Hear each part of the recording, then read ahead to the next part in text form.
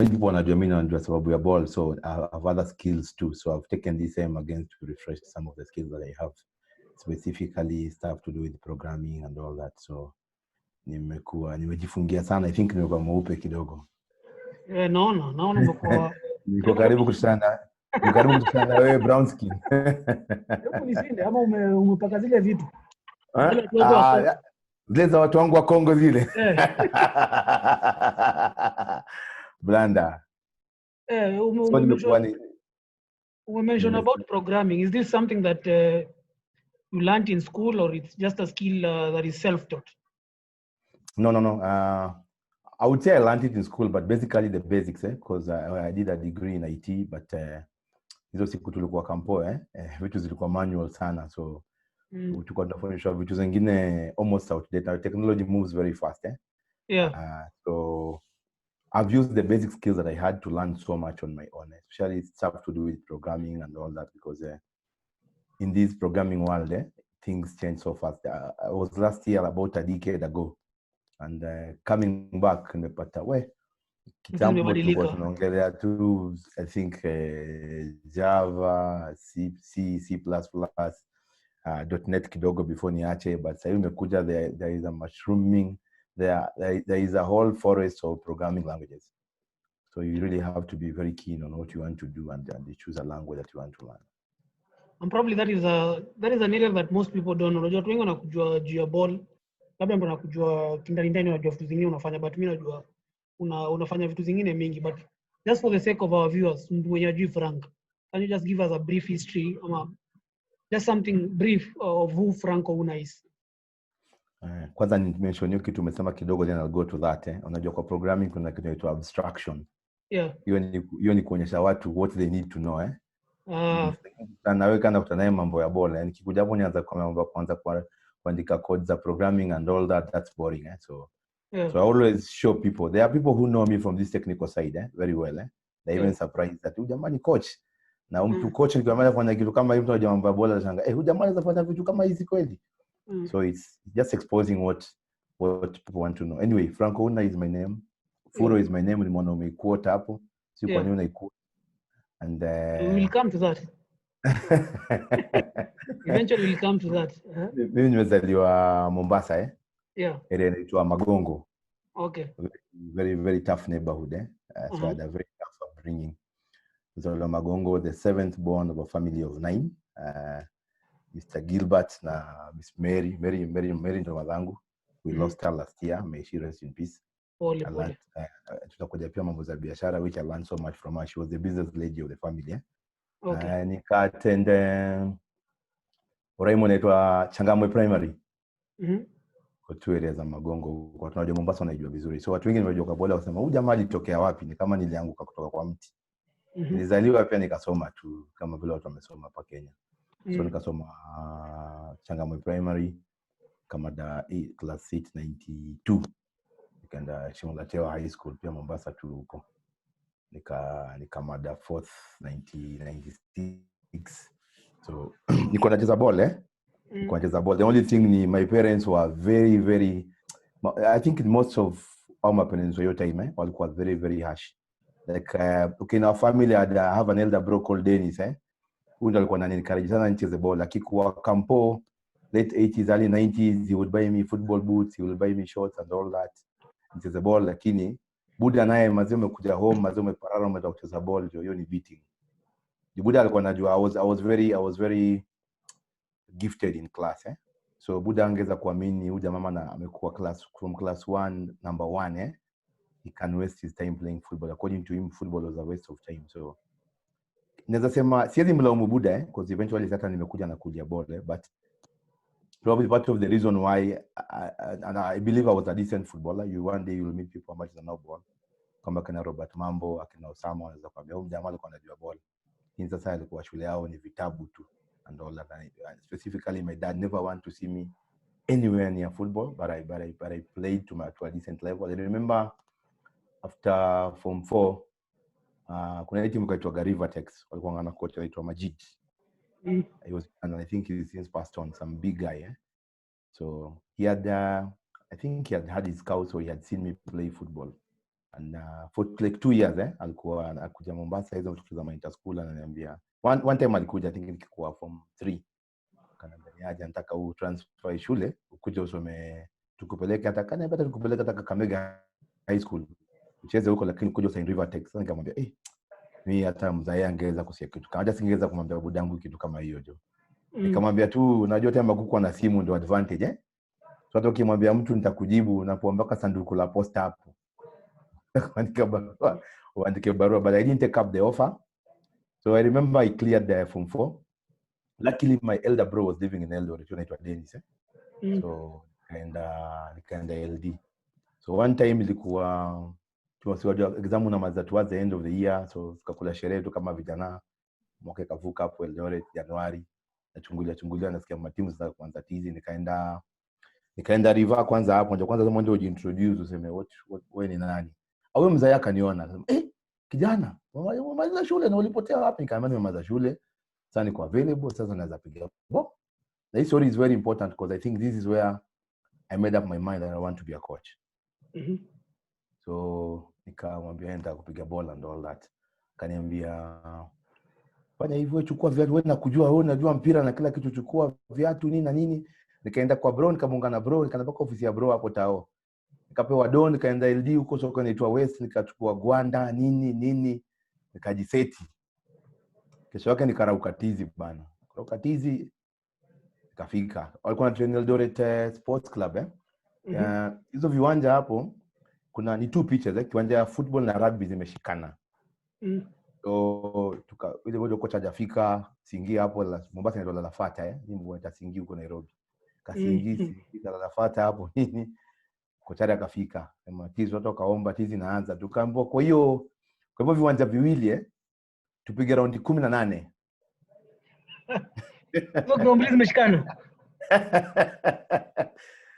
Brother, mimi nimezaliwa Mombasa bana. Mombasa unajua watu wako very technical, si ndio sio sache lakini technical player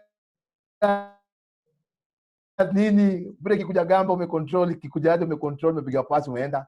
Not that I was lazy but to any other footballer, even modern footballer where fitness is even top notch that was a big after. Now I didn't really fear running those 36 laps The thing is I was coming from my 4th year in school I never played so much football, so nikaamua tu nijikaze. I remember one of my brother-in-law amemaliza tangu anaitwa Betty, pia alikuwa amekuja trials hapo. He was quite a good footballer. I was coming from Nairobi but alikuwa Mombasa kwa Devi. So Devi kuniona hapo akaniambia akaona ni kama nisha kataro, akaniambia hapana, muitwa kaka mtaani ama KK twende bana, twende utapiga hii. Sasa madem nikifikiria the last time nimekimbia I think in the first term then it's like one calendar year has passed since I last ran. Nikajikaza, I think nikapiga mpaka kitu kama they were supposed to be 18 I think I went some 12 there or about nikalemewa kabisa. Sasa nikakuwa nimekatikiwa, so nikaenda pale coach huko, nikamwambia coach mazee nimeisha. Akaniambia na utacheza mpira kama huwezi kukimbia. Sasa nikamuelezea, nikamwambia unajua like 2 years ago and it's been like 1 year since I last ran or kicked a ball. Kaniambia okay sawa basi pumzika hapo kando yako imeisha leo, kesho urudi ujaribu. Unajua Charles, by the way watu walikuwa kibao hapo, kuna watu karibu 50 watu wa bara wanakimbia bana. Jamaa ukimpa bola hizi control, lakini kama ni hiyo kutoka hiyo riadha jamaa kwa huko watu waliambiwa tu 18 laps watu washaanza. Nikakando hapo jamaa kamaliza wakapiga ball, nikaangalia ile ability nikasema hii kitu inaweza sukuma bana. Ni mbio tu. Kesho nikasema nitajikaza. Kesho nikakuja. Sasa najua labda alinielewa vizuri nini, laps zimepungua. Kesho nikasikia sasa ni day 2 ni 24 laps. Kama zile. Kwa vile viwanja viwili bado. Sasa mimi nikaanza kumwambia coach hapo, nikamwambia coach yenyewe mazeni nielewe tu. Wale nimetoka. Nipatie tu time like 3 weeks, 4 weeks, I think I'll be better. Don't sign me now. Let me do what I can do. See me playing football, then and all that. Akaniambia, okay, piga leo naweza piga. Leo. Nikajisukuma, I think second day nikapiga 9. Sasa nilikuwa ile uchovu ya jana pia sasa imeingia, madoms, mwili nauma, accumulation of lactic acid, you are not fit, you are not clearing lessons from a system. Nikapiga 9, which those are like 18 laps nikalemewa bana, nikatoka. So kutoka akaniambia siwezi cheza ball. Bila nimeshindwa kukimbia. So nakumbuka hiyo siku nikitoka hapo I was so disappointed. Nijiuliza maswali mengi sana nikitembea, hata nikakata kumanda 3 because tulikuwa tunaishi mahali panaitwa Kapsoya na hapo tulikuwa huko karibu na Melbourne View Eldoret. Nikasema, hey, is this really coaching? Is this really football? Do those people in the West, do they do these things and all that? Like, especially when it comes to assessing a player. Player amekuja amekwambia where they're coming from, their background and all that. You'll be like, okay, fine. Let's give you some time. Let me see you in the football game if you haven't seen him before. Then you say, hey, this boy is good, eh?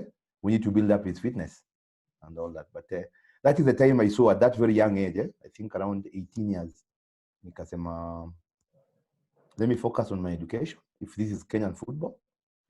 But at some point, I'll go back to football and probably teach the young minds and the young boys how football should be played and all that. Okay, uko LD, I have to ask because nimeona Kenochieng ndio si wazua na ashaanza kurusha mamiza hapo Facebook.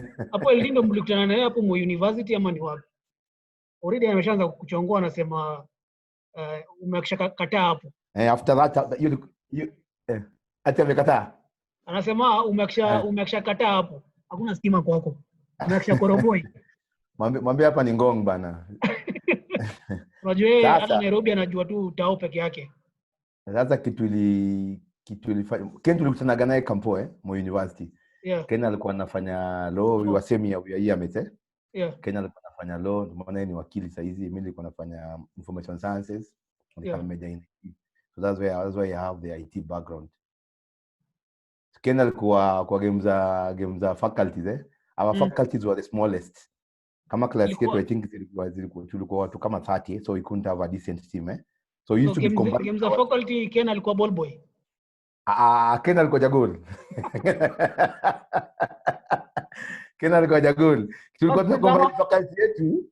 Tulikuwa tuna faculty yetu na faculty ya kina Ken yalo. So information sciences na law tunacombine from team moja. Surprisingly there is a year I think tulikuwa second year ama third year. And tuliwin yote I think. Tuliwin yote na. Alikuwa mchezaji aina gani maybe unajua muona akijichocha sana anasema Uva Cup Guardiola. Coaching yake na ability yake kama mchezaji zinapelekana ama ziko kama maji na mafuta. Labda coaching anaweza kuwa juu. Usimsifu ati tuko live. Labda coaching ako juu kidogo lakini kucheza unajua defense ilikuwa hapo jo. Sasa alikuwa anacheza top defender. Zikifika ni zile nyosonyoso tu nampigia back pass nini. Kidogo ashike back pass moja. So after uja sign Rivertex ukamaliza, just to make it brief, ukamaliza Campo University, then how did you end up becoming now a coach? Did it take time after you finished your university education? Just give us a brief history of how you came into coaching. I think I still had it in me that I wanted to coach. Even while I was working and all that. Unajua sijui kama ni spirit ama ndio tunaita passion, but kuna ile kunaenda kucheki ball kama Premier League Kenya na angalia sema hey, I think I can cope with these guys. They might have focused on football, played football better than me, but I think I can still and to be honest I could have been better than some of them. To be honest, you can ask the guys probably who saw me playing and be like jamaa alikuwa anajua ball, labda ni masomo tu ili alifocus na masomo sana, which I have explained. So after year 202 nakumbuka nikaanza works, then nikaanza kuchungulia ma courses like online, can I do courses online. Kenya nikaona tu ni maisha na nini, so which was not cause na job yangu na nisingeweza kutoboa by then so nikaanza kupiga kijeru ndio nifanye, kulikuwa na ma courses naweza fanya za kijeru za coaching, nikapiga kijeru hapo. So language studies. Language. Okay. So I speak German very well, French I speak, Lingala I speak, najifundisha Arabic during this time. So nikaenda Ujeru, nikapiga license moja, nikarudi, nikapiga license nyingine. No, the second license I did an equivalent of, let me say, 3.5 But now, because I was working and I wasn't coaching actively, you see these licenses when you're given, upewi uweke chini ya kitanda ama uweke kwa nyumba. You need to be really actively involved in football and all that. Otherwise, they come out with IT certifications. If you don't practice, after time X, they come and expire and all that.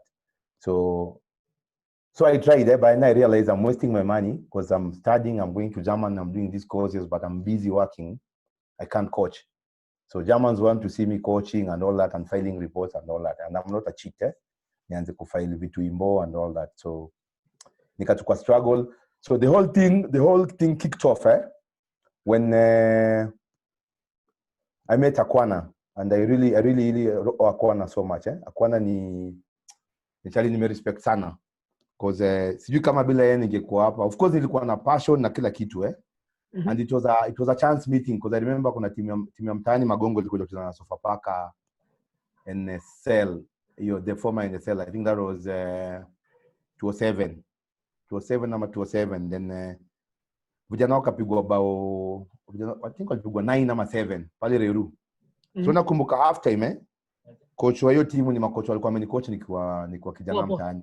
Akaniona akaniambia kuja uongee na vijana hapa wanapigwa bao na ni kama wana lose head So after nikaenda kuongea nao vijana nikamwambia niaje mshapigwa 6 already mna complain for na favor Sofapaka and all that, but I don't think so Kambia, just keep your cool head, do simple things, keep the score down, finish the game, go back to Mombasa. Hii ni aibu kesho mwandiko kwa gazeti mmepigwa 12 and all that. So after that ka team talk tu kidogo nikaachana nao wakaingia half time. But kuna mjama notice hapa anaitwa Kabadi. Siko najua Kabadi. So Balding ndo alinifuata after game akaniambia, na wewe kwa nini coach nimesikia umeongelesha kama vijana vizuri na nani nikamwambia, mazia would wish lakini sijui nitaanza wapi hapa Nairobi. Ndio akaniambia ndakuintroduce kwa mtu anaitwa Akwana. Akwana anacheza hiyo game by the way acha Akwana malize game nitakuintroduce kwake and all that. Akona academy Huruma na nini. Nikamwambia naweza appreciate sana kwa nataka nianze kutrainisha hao watu and all that. Tukakutana na Akwana tukaongea tu day 1 tukaingiana akaniambia mazee kama hii ndio philosophy yako focusing on techniques tactics and all that hakuna mbio mingi na mavijana kaanza sasa nikaenda Huruma. So Huruma ndio kama my second asset after Magongo mtaani mu feel though it's a while since I've been back there, but there are so many players that I even coach that are not playing in the Premier League. Nianza nao hapo Huruma and all that. So Huruma ndio nikatokea Huruma through hapo kwa naka niingiza Sofapaka nikamit pressure. Huruma uko na coach timu gani? Asek. Nilianza na Huruma Cranes. Huruma Cranes Academy. Tukaanza academy hapo but tukakuwa kwa ile mikakati za kutafuta wadhamini, but nakumbuka hiyo time MP alikuwa Bishop Margaret. Nikapiga ma proposal zingine hapo Mwenda. But tulipigwa ma 14 tukachoka. Kujeni next week, kujeni nini? Commander nini, but we had a very good, we had this I can't call it grandiose but achievable idea about running the academy. So eventually we formed Sofapaka Academy hapo nikaenda Sofapaka and all that. Then I joined the Sofapaka senior team. Okay, no, so from Sofapaka were you still doing the coaching, your coaching badges, or just the first two from Germany were enough? Yeah, by then I'd even, by Sofapaka, it was 2009, I stopped working. So I was fully doing business. And because football, in Kenya, you don't work so much in football. You get to be up, say, by 6, or to train from around 7, by 9, umemaliza. So kama uko na biashara by 10 or 10:30, you are at your business. So kulikuwa na hiyo convenience ya I actually stopped working so I can focus on my biashara or my biasharas, and I can also do coaching, something that was very, very close to my heart. Okay, so were you doing the coaching badges by then? Were you still doing more coaching badges? Then I'd taken some time. I'd taken some time. So even the Germans, communication with them that said that Frank, it's been a while since you were here and since you've done since you progressed and since you've done any coaching job. So I had to go and restart everything anew. But by then, Akwana pia kwa introduce kwa Maisa, nikaanza kupiga hizo course za Maisa sasa. Okay, so the question I'm asking is, apart from those, maybe siko clear sana, apart from the first two introductory courses that you did in Germany, what other certification have you done so far in coaching? In coaching, so basically zile ambazo niko nazo saizi ni za Maisa. Okay. Na CAF. I'm an instructor. Yeah. Though niliona juzi kulikuwa na course nyingine ama instructor sikukua sijui kuliendaje, but najua designation yangu By designation, I'm an instructor, like a licensee instructor. So I did up to CAF A. Yeah. Then you did up to CAF A. Yeah, I did up to CAF A. So Okay. I'm a licensee instructor for CAF. Okay, so from Sofapaka. So I've never been to class. Been to class. I don't know why. That's a story. That's a story for another day. Anyway, so from Sofapaka, I believe you later went to Gor Mahia, right? Am I right? So nilikuwa na short stint at Posta Yeah. Tukiwa watu na Akwana tu. Kuna wakati hapo Akwana alipo wax Posta akaniambia niaje kize kuja tupige wax hapa. But I think we didn't last so much because it was just comical, It was funny because I think Posta had just pulled out and the two guys remaining with the team were Nyamwea. According to the papers, Nyamwea was on the board. Na Ongeri huyu jamaa uitwanga president. Unamjua. Ongeri ndo kama nikaa Posta ndio yeye ndo Posta anyway. Hawa jamaa walituonyesha vituko hapo. What happened? Kuna siku Daima Daima ni kama walikuwa sawa. The previous year before we joined they were to come, then I think Posta kakata kurelinquish, so Daima pulled out. So when now Posta pulled out so Daima wanted to come in and sponsor the team, and so I think we did some write-ups hapo. Nikaambia mzee Kizee umesoma tupige ma write-ups, kapiga write-ups nini, meeting ikaorganize huko Daima. So ikakuwa technical bench, some senior players and a captain na leadership ya team of which and all that. Twende meeting kwa boardroom ya Daima, tukaenda on I think on a Wednesday morning, if I can remember that day. Tukaingia tukakaa boardroom. So majamaa wakasema tumereceive vitu zenyu zote na nini tumetuma India na kila kitu iko, yani everything was going okay, So it was about they wanted to find out now the position of ownership of the team, who owns the team. So ikakuwa hapo ni does Posta have any stake in the team? Ikakuwa Posta hawana stake yote, wamejitoa. So kuna directors. So directors ikuwa I think watu 4 I only remember 3 guys on 3 guys I remember Nyamwea. Hope Terry TM ni mmoja wao, anacheka sana hapo kwa comments. Nani Terry? Terry TM. Na Terry. Labda ni director hapo anacheka. So kulikuwa na Nyamwea, kulikuwa na Ongeri, na tani fulani hapo na jina Kijamaica. Ni Jamaica actually. Okay. I think he's Jamaican, but hizo ma links tu za Nyamwea I think. So ikakuwa nini ma director, ikakuwa sisi kasemekana kila mtu akajiintroduce akasema Ongeri akasema director, Nyamwea akasema, and the other guy was in absentia. So ikakuwa Nyamwea akatoro spana za kama Ongeri, you are not a director. Unajua hapo saa hizo tuko kwa boardroom ya Daima. Tuko kwa boardroom ya nini, so you are not a director. Uli resign. Alikuwa kama alikuwa ameresign and all that. Ongeri na kama hata wewe Nyamwea time alikuwa ndosi wa federation Kamba hata wewe Nyamwea uli resign. Nyamwea akasema siku resign then nilienda kwa federation, sikuweza kuatingeza kwa president of federation na chairman wa club. So nili kama power of attorney, what is called power of attorney, like passing over these powers to somebody else. I just pass powers of attorney, but I'm still the supreme or the supreme of this football club and all that.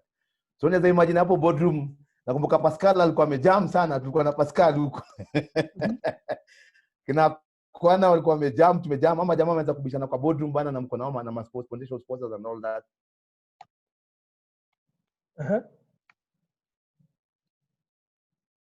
So the long and short of it, nothing happened. Okay. Hello? Yeah, nakusikia. Kuna nyesha hapa, so net yangu inaweza kwa nini tuko Ngongi Ilzuko Imeanza kupotea. Nimeona hata imenipatia warning. Yeah, so from Posta, how long did it take you to venture back into Posta? I think after 2-3 months when nikaenda Gor. How did your move to Gor happen? This is what happened I think at some point ndio time akina Anaba kama ni Anaba ama ni nani walifukuzwagwa So before Loga came in, so Gor Mahia advertised positions, watu waka apply and all that So nika-apply kwa position ya assistant coach. Okay, uka-apply. Nika-apply, nikaitwa interview hapo Nyayo Stadium, nikaenda. I think the technical guy was Bobo Yugi. Yeah. Shaman Ratera alikuwa hapo, Ngala alikuwa hapo. Can't remember the rest of the guys. Those are the guys I can quite remember. Kilo I think alikuwa, David Kilo I think alikuwa. Nilikuwa karibu ofisi mzima So nikapiga interview interview ikaisha, hakunichukua. So nika inquire like why wasn't I picked, nikaambiwa you are overqualified. So sasa okay. Nikatulia. I'm not sure George Bwana alikuwa. George Bwana was there because George Bwana is the one who brought me to Gor Mahia. So they took I don't know which coach was taken then but after I can't remember after how long then George Bwana called me, but after some months, quite more than 6 months, 8 months, could have been a year, I can't really remember the timelines. So George calls me and says, hey, Kizeni aje kuja tukutane bana, nataka kukupatia job. Akamwambia okay fine. So nikamit, we talked on phone. Akaniambia Frank, unajua ulikuja interview na guys walikuwa threatened na CV yako na nini, the kind of jobs you've done, the way you are organized, the way you present points zako kwa interview nini, you went beyond the job. You really wanted to see Gor Mahia 10 years from where we were seated and all that. You had all these planned out for us and all that. And watoka feel like, hey, sasa huyu jamaa, I mean, this is too much for us. But now, akasema, me now, nimeamua, you're going in. Loga was there then. Loga, I think, had Bobby Ogola as an assistant coach. Now, this is how everything panned out. So, Georgia kanita meeting kwa Rachir. So, tukakuwa mimi, George na Rachir. So, they were telling me, unajua, ED was acting as a goalkeeper trainer na TM. Akasema, we want to bring you there as a TM. But we feel Loga is not getting so much help from the other coaches. So, outside here, people will know TM. But the letter we are giving you is TM come assistant coach. But now we can't tell Loga all these things. But we want you to find a way upige job na Loga, umsaidie Loga, because you got a good CV and all that, and we think you can assist Loga, because walikuwa na feel Loga pati enough help and alikuwa Lone Ranger. So nikajoin Gor. Kujoin Gor, I think game 1 tulicheza na City Stars, of which something very funny happened, because nakumbuka nienda pre-match kama TM. So I think we were the away team hapo City Stadium. So kaulizwa kuna mwongea gamba kama za sitting positions and all that. Na mimi nilikuwa najua sheria za FIFA away team kama face kiwanja ina on the right. So nikaulizwa, so jamaa refu anajua hizo vitu, anajua how difficult it was dealing with Gor Mahia. So anaweza so TM mtakaa mahali penye pa kawaida. Nikamwambia mimi sijui kawaida, mimi najua juu sisi ni away, tutakaa on the right na City Stars watakaa on the left. Sasa akakuwa Gor anaweza kukaa huko kweli? Nikamwambia na bosi, tufuate sheria tu vile inasema and all that, because Rachir, one of the things nikika kwa ofisi Rachir aliniambia Frank, I'm spending a lot of money here on bullshit, so to speak. Nikamuuliza ni nini chama, na kananiambia kuna pesa uchukuliwa tu hapa, sijui nini na kutumia terms za Kijaluo hapo, sijui kutengeza kiwanja nini. Akaniambia please help me stop all this. Nikamwambia me, I'm very professional and brought up in a Christian family and all that. I'm any professional too in life, so me, I will not indulge in any such kind of nonsense like that. So nikachagua hiyo nini, unajua wale mascout walikuwa wanajua vizuri, wanacheki jamaa, sio kitu aliogopa. Pia jamaa anakuja anaendesha gari yake hapo, unasanga ni timu gani tumeletewa? So mimi kutoka pre-match au majamaa kanikuta au mascout wa Gor hapo, mambo refa anasema ati leo tunakaa huku. Nikamwambia na hiyo si ndio FIFA inasema. Nasema ni umesema? Nikamwambia si mimi nimesema, ni sheria ya FIFA. Sasa hapo kuka UTM. Sasa wajapewa na niogopa. Mimi nikaingia tu kwa dinga, nikaenda tukakutana na players, tukakuja game. So kulikuwa na tension Gor Mahia for the first time since 1960. Hawajaika huko on the right. Mimi tunafanya Gor Mahia sasa wanakaa on the right. Tukakaa hapo tukapiga game na City Stars, I think 0-0. Ikakuwa TM ndo ameleta hii nuksi nini, tungekuwa tumeshinda hii game nini. That one pass. Second game I think tukacheza na Tusker midweek return leg ya nini ya top 8 I can't remember the score. Whether we drew 1-1 or we won 1-0. I think we won 1-0. Then the third game tukacheza away na Western Stima, tukacheza away na Western Stima. I think they beat us 2. Whether we drew, but I remember Calabar scoring with a header. The game ended 2-1. I think Baraza beat us 2-1. I think Western Stima walitufunga 2-1 in your game. Then Loga left. So nilipiga Loga na Wax. Sikupata time hata kujintroduce kwake kama mtaweza fanya coaching. So because alikuwa pia volatile. He's a good guy, He's a good guy outside the pitch and all that, but akona volatility fulani hapo huwezi elewa. So then after that tukachukua timu na Bobby Ogola, tukabaki timu na Bobby Ogola. We played 4 matches. We won 3, we drew 1 with Bandari in Nairobi, But Mombasa tuliwafunga. I think hiyo ndio game Kiongera alipata kati nyingine fani hapa, but alipiga bao. Yeah. But I think hiyo kati ndio ilikuwa bao ama ni Calabar alipiga kichwa bao. Ni Calabar alipiga kichwa bao, I think corner, yeah. Corner, I think Calabar scored from a corner. But hiyo kati ilifanyika tu at some point during the game. Fali Oburu unajua aliruka style nyingine hapo, sio kwanza za Kichina, itabidi umuulize siku nyingine. Utafuta muulize alikuwa kwa nini alikuwa kumada modo. So Gor ni kaka hiyo na ni kuenda Bobby Williamson na kakam. After 4 matches Bobby Williamson na kakam tuka win league hiyo mwaka 2013 after 18 years I think. So nilikuwa na run-ins na ma scout wa Gor sana. Actually I divided opinion among scouts wa Gor. Kuna wale walifeel, kuna wale modern walifeel jamaa ameleta changes za team na nini. So eventually when you won the league, some of them were convinced, wengine wanasema hapana. So I think wengine people walikuwa hapo tu ni juu ni mradi Hizi vitu watu udanganyanaga Jeff. Hakuna hizi vitu. Mimi na wewe tunaweza jipanga hapa tuseme kuna madha kule Alego kwetu. Analeta mavitu, tupewe dona timu kila wiki tunapoa 50,000 tunakula. Hakuna kitu kama hiyo my friend. So probably nilikuwa nimestep on chakula ya mtu Yeah. Lakini mimi nilisema siwezi fuata. Sikukataza kwenda kwa chea, kwenda kupiga shughuli yao, naona. Kwa hata walikuwa wanajaribu nini, coach Mlaime anakataa, anasema una amekataza huyo coach. Sasa nashangaa mimi naingia na wapi na hizo vitu. Frank, since umekuwa very outspoken about issue ya Dumba. Ni vitu tunaona kwa ground kila siku, games za Gor, games za FC. Unacheki msee kwanza games za Gor. Kuna jamaa fulani sijui anaitwa Jackie anakuwa mkali sana, amebeba chupa, anaenda na mwaga maji. Sijui ball hii timu ikivuka side nyingine time ya warm up, anajama na vurugana na watu. Mbona wase ufanye hivyo? At least umekuwa na experience now first hand. Ushaongea tu na probably one of those guys wa kubeba hizo vitu. Mimi nishaipigwa vibaya sana game ya Najua. Game ya Gor na Tusker. Sitawahi sahau. Na nikaibiwa simu. Hiyo simu kwanza, simu nilikuwa nimebuy 7,000 LG, sitawahi sahau.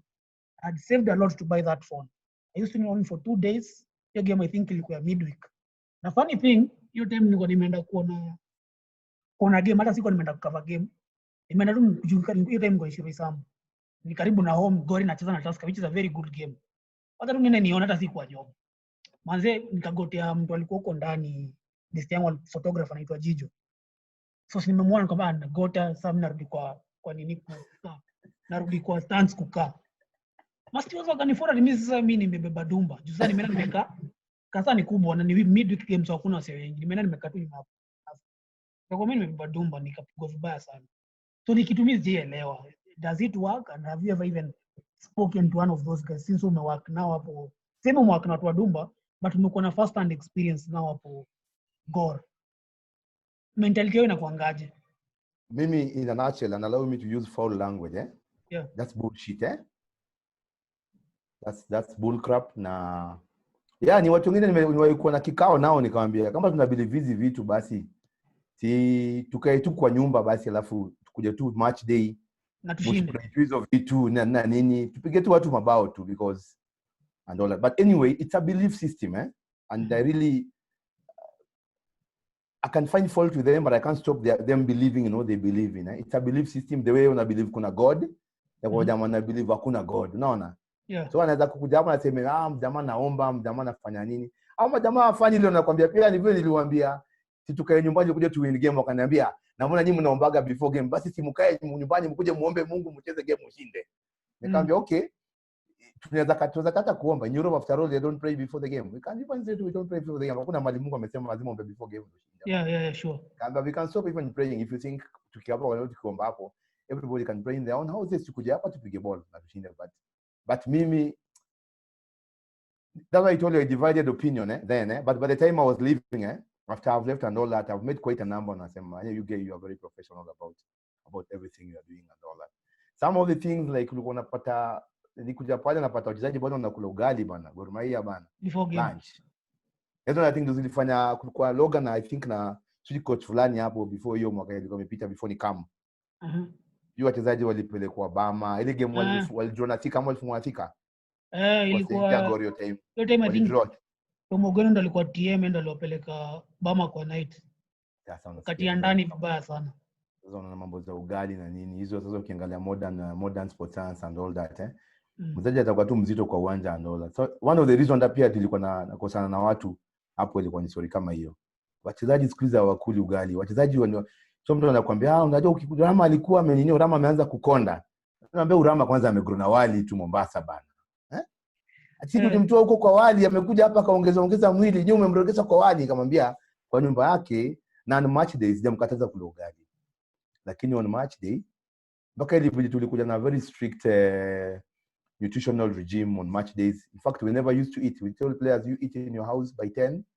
Tunakutana like 2 hours before the game, we give them a snack, an energy drink and a fruit. Tunaenda City Stadium ama Nyayo Stadium. Tulikuwa tunakutana pale kwa ofisi ya Gor hapo Nyayo Stadium, na kuna wakati majamaa walikuja mbaka kwa nyumba yangu siku fulani. Hao majamaa tu kwa tapigana WhatsApp Gor, akaniambia kesho tunacheza na matano. Sijui nini imelala hapo kwa mlango wa ofisi. Hapo mtaenda kukutana. Msikutane hapo tafadhali. Timu isikutane hapo. Mkikutana hapo mnafungwa kesho. Nikamwambia okay fine. Kwa sababu mimi ni diplomatic Nikajaribu kumconvince kaona mjamaa hizi kwa convince kumwambia fine, I'll try my best see that we don't meet there, we meet elsewhere, but I never did anything beyond that Vile alitoka kwangu akaenda. The following day we met there, went and beat Tusker I think 3-0 or something on that day. So clearly it shows you that ukianza kuingiza kichoko kwa hizo vitu so Jeff, hizo vitu ni crap, bull crap. So we don't need to talk any further about them because I feel kama kuna more important things tunaongelea than definitely tuna time ni venye you really knew this and I've always been questioning myself. I say unajua si mimi peke yangu, ni wase wengi wame go through hiyo bullshit ya wase. Unajua ni ball nimeona kwanza nikiwa mtoi nikiwa paka actually kitu watu wengi wajuangi. Mimi nimekuwa paka ball boy wa Gor nikiwa primo paka na ipa shule. Mamangu ananipiga sana, naenda paka City Stadium kuona ball na kuwa ball boy. Hiyo time niko naingizwa mtu unajua ile madhani tu Nyagor. Atashika mkono tunakuwa ma ball boy. Then naenda kuona ball ati wao wananipiga, mimi nimebebea Tusker Dumba. Team nimekuwa nikifollow tangu nikiwa mtoi paka na ipa chuo, naenda kuona tu ball. Akina wase wengi ni mwanamwanza kuchezea Gor. Tangu mtoi, Didi, Yengo. Sasa umsema ndo watu Kisumu mwibi amekuja kuona game ya kwanza Gor ikicheza Kasama ikicheza City, yeye ndo amekosa asema mtu mwingine bibaduma. Ni bullshit ile niuma sana, na it's sad it's happening during this era, and I'm hoping we keep speaking about this thing, but I think mtu kama chair or a chair akistamp tu authority awaambie manze mimi sitaki ujinga yenu na sitaki kuona anywhere near Gor. Ni kitu inaweza isha. But yeye ni mtu amesoma paka huko majuu. Mbona bado ana-entertain? Mbona wanakubali kuja kwa ofisi yake anawapatia do? Na anajua of course anajua work. Sidhani kama chea unajua pia I cannot sit here and say ananikaribia kitu because ni kitu alida kwa ofisi personally akaniambia ni kitu anaabho na imemchokesha na anaangalia a way of just kicking everybody out with associated with such. Kwa hata mimi nilimconvince kamwambia chama, but then nilimwambia chama ni very philosophical words. Nikamwambia I'm going to draft a program of things we need to put down and all that. And if you give me all these that we want, we are going to win this league. Ajua alikuwa hajashinda league. 18 years ago alikuwa hajashinda league. Nikamwambia mimi nikiangalia Gor hapa I think ni professionalism in a lack too. Yes, umeweza kuwa na kocha mzungu wawili watatu, but I'm better even than some of them. I'll work with them, but I'll bring on board so much that you'll really appreciate. Nikamwambia this league do what I'm telling you, we are going to win this league. Hapo tulikuwa, I think, 4th on the log by time nikijoin. There or about. Nikamconvince na George, nikamwambia George, tutashinda hii league. George ananiambia, Frank, na ile sauti yake mzito. Frank bwana, ikutafaa tushinde bwana. Ikutafaa tushinde bwana. Hii league, tutashinda league 18 years. Nikamwambia mzee, kitu tunashinda. Fanyeni tufuate tu ile tunawaambia tutashinda hii league and all that. So, Chea anaweza mtetea I don't think he entertains that nonsense Probably is a captive of the same. I'm not sure about that. But Chea anaweza mtetea about that. But I changed honestly, and I'm not blowing my own trumpet, but I think nilikuwa na impact kubwa sana kuchange vitu mingi sana Gor Mahia on that end. I changed so much. Tukatoa mpaka mambo za camp mingi hapo na nini, sijui before nini OFC watu in the camp nini. And I remember the analogy I gave them. I said, suppose you are working, Jeff, you are working for the national media group. Yep. At times like the following day, probably you have a very important decision to make in your company. In a probably departmental or a section or that. Very, very, very, very key decision that can determine the future of NMG. Yeah. Do you guys go to camp and then sleep in camp and then come tomorrow and make that decision? No, not at all. So that is the analogy I gave them. I say FC Leopard is just any other team. It's just a football match. And two, my own example, I don't sleep well in new beds. You take me out of my house when you play a hotel, that night I'll struggle sleeping. And I'm sure out of those 18, 20 players you'll take to camp, a good number of them or a number of them will suffer that. So it is the eve of a game. Somebody has not slept well, has not done anything well. So unataka mtu aende pale kwa nyumba yake ile kitanda amezoea, watoto wake kama ni bibi yake, kama ni mabeste. The normal routine too. The only thing is you teach them professionalism, like drink water, eat, sleep early, have fruits, nini.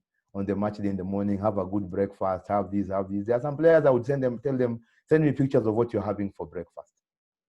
Just to make sure ni kitu. Akikutumia hii, siku nyingine akikutumia namba, hiyo picha ulinitumia 4 weeks ago. So naambia leo kumaanisha style yangu leo utakula breakfast jo.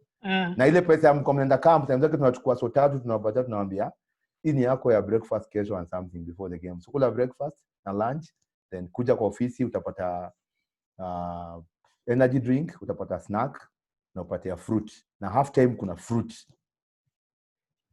So anyway, Frank, your time inaenda sana. It's almost 45 minutes since we started na atujaongelea vitu Bob. Maybe tumekuwa emotional sana juu ya story ya ase wa Dumba. I will now go straight to the point with my questions there. You stayed for I think you stayed at Gor for 3 years, if I'm not wrong, right? Yeah. You worked under various coaches, Bobby Williamson, Loga briefly, but I think your best time at Gor ni ilikuwa under Frank Natal. Just in a few words, describe your season mulishinda league na Frank Natal, and who would you say is the best coach you've worked under, because you've been an assistant coach severally. Will you say he's the best coach that you've worked under? Now, how was it working with him, and how was that season in general?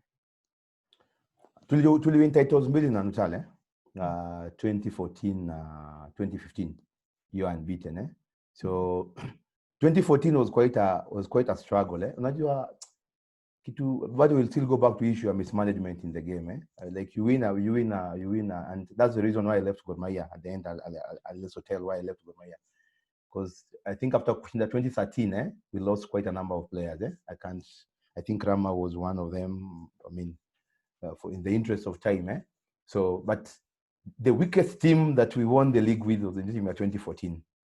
Why is it so?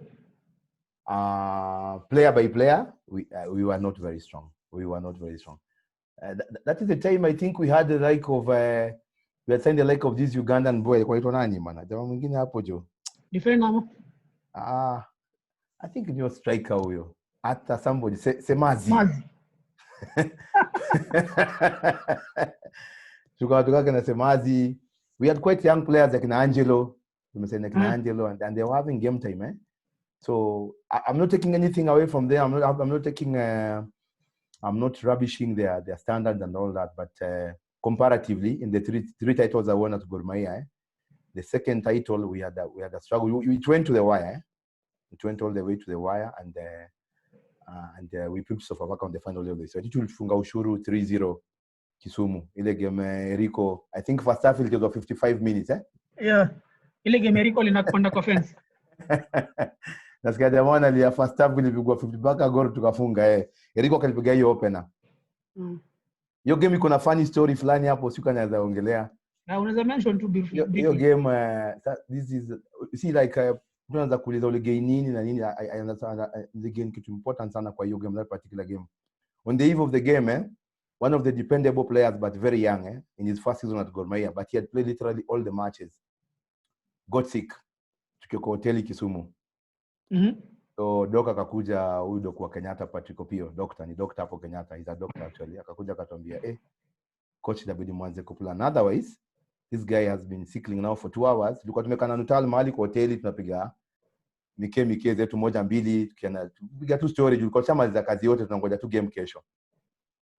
Tukamwambia toka saa ngapi nini Nutal pia uzuri yako na a lot of in terms of fitness na physical nini.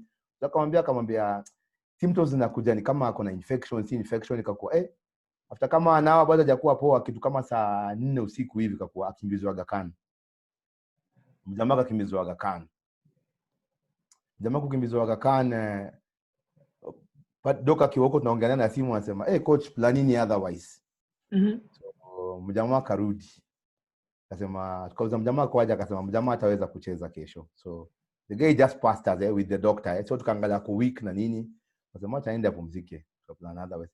Hiyo game ukijua I think Baba Kizito was suspended. The final game of the season he was suspended. So we were also on bare thread. We had a very small squad by the way that season. So tukauza doc, what is this guy suffering from? Diagnosis, jamaa alikuwa na panic attack. Panic juu ya game ya Ushuru.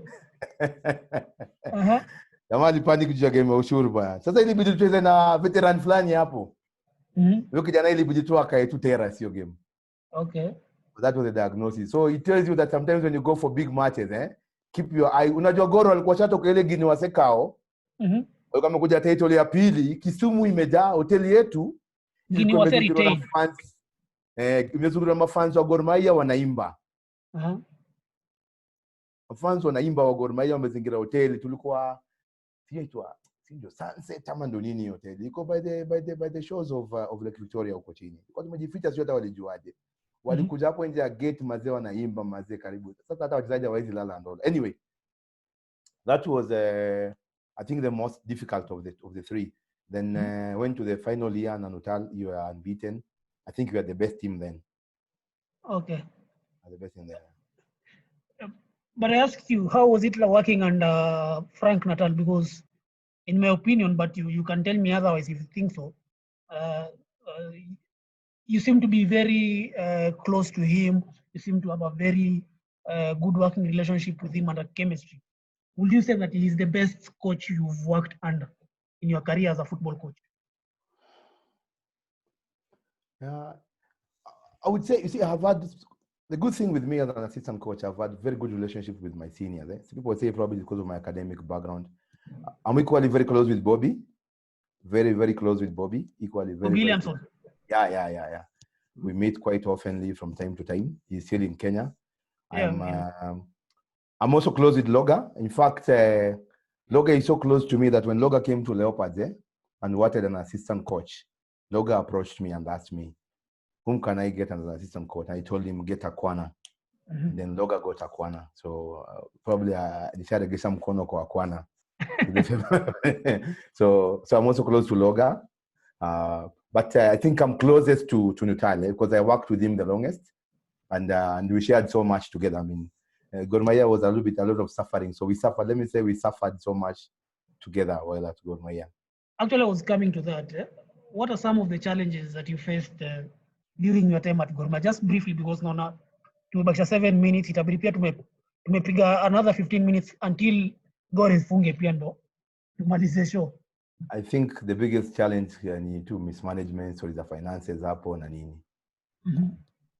Unapata muna prepare game. A good example kama hiyo game tukishinda 2014 na Ushuru Kisumu unataka kwenda game huko alafu unapata mchezaji kama Gattuso hajalipwa sijui miezi 5-6, anafeel sasa ni last game of the season, hataki, which is within his right and all that. So mna prepare game ya mwisho, baba is suspended na nini, then nasikia kuna mchezaji hajalipwa sijui miezi 5-6. So basically unapata hata traveling arrangements that were impacted by finances, player and staff morale impacted by lack of finances and all that. So financial challenges was the biggest challenge ever.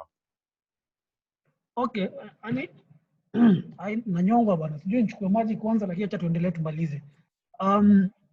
You know, you've spent a lot of time at Gor. Just briefly, nataka uninemie, before we go now to the other teams you've been a coach, especially we can talk about KCB and Wazito, which you've spent considerably a good time at those two clubs. Nataka uninemie your best 11 ya Gor. You're going to face, you're going probably for a Champions League match or a derby match. You are in charge, and now you have the prerogative to name a very strong first 11 and probably 6 or 7 substitutes. Actually, let's stick just to the first 11. I think I'll just name... For each player, just give a brief reason why you think he's best suited to play in that particular player. I'll give a general reason. Yeah, because I'm going to pick a team that played in a particular season, Revolution unbeaten, because it's a team already. They have played together in the true sense of the word. It's a team, and they have won and they have achieved so much together. So I think I'll stick to that. There could be better players that played in Gor Mahia in other seasons, but a team of very good players doesn't make a team. It doesn't necessarily make a team in the true sense of the word. So I'll stick with Boni in goals, Karim right back, Abu left back. Even before you continue, it was escaping my mind. You know, it is during your time with Natal that your wing play, Sibomana na Karim Nizigimana walipiga season moja ya nguvu sana. Na I know for a fact you played a very big role in bringing them to Kenya. But explainie uliscoutaje wachezaji. I'm not giving you credit for bringing them, but can you explain how they signed for Gor Mahia, particularly those two, Sibomana and Karim Nizigimana? It was quite well, I used my own money and flew them to Kenya. Okay. Yeah, the two of them. The two of them, and where had you scouted them? I'd watched them in Sekafa 20 when you were there with Gor Mahia 2014. 2014 in Rwanda. They were playing for Rayon Sports. So I had back and forth with the chairman, and Nani was also there, Aduda. I had back and forth, but nobody was sharing in the vision of where I really want to see this club going. So at the end of the day, nikasema, it is me who is making my name. Like when you have a good team, then all credit goes to the coach and all that. So I used my own money and flew the two of them to Kenya. Then took them to the offices of Gor Mahia. And I think Chris there then? Something tells me Chris was there. Chris was there. I think Chris was there. He was there briefly, yeah. And Duda, so tukakaa and all that. And I remember Nuttall akaniambia, Nuttall hadn't seen them, So they were in Nairobi in December. Nuttall is in the UK.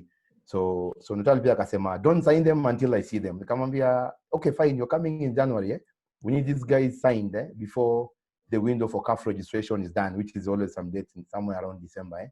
So we can sign them in January. They'll feature in the league, but we won't have them for the Champions League. Na mimi nilikuwa eager. I can tell you, Gor Mahia will close their eyes and win the Kenya Premiership. Maybe Gor Mahia in the Premiership sioni kama ni achievement yoyote.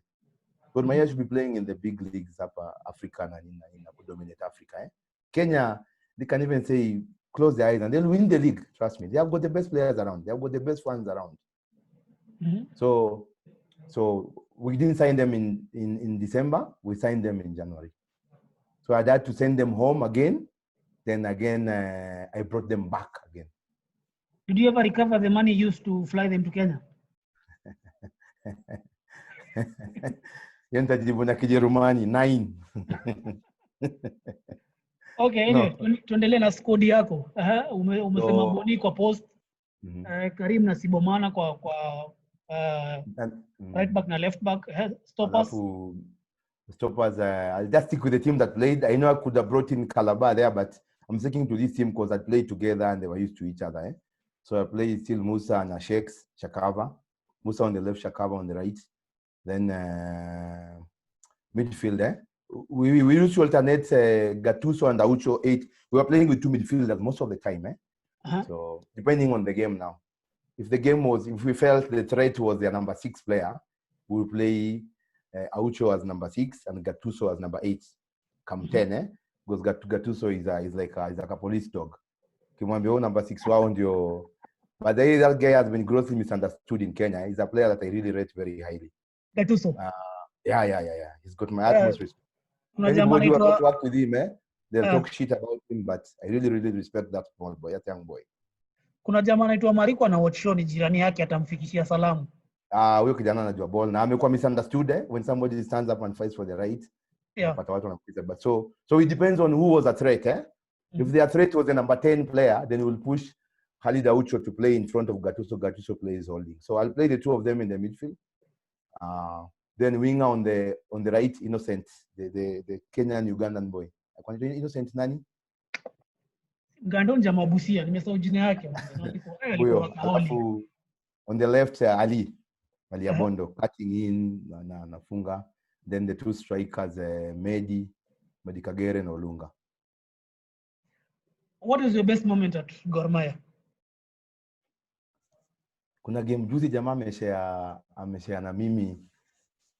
Kulikuwa na game ya Western Stima ya top 8 tukiza na Sony top 8. Sony really dominated us in that game. Na mimi zile wanasema ni best game, zile nime struggle. Alafu kuna game tulipiga watu 6, KCB tulipiga 6, na Kurosa tulipiga 6. Those are not my best games. But hiyo game nakumbuka Dani Sony really worked on us while to dominate kabisa. So we won the game, I think eventually 2-1. So that was one of the best moments. Kuna game pia ya Sony away, game ya mvua. Hiyo tu game, hiyo season 2 unbeaten. Ali akifunga set piece, pia ni game ya mvua. Mvua imenyesha na Sony wanatuleta. So ilikuwa one of the best games ilikuwa hapo. There could be so many others to talk about, but mimi na best game ile nime struggle alafu nikawin.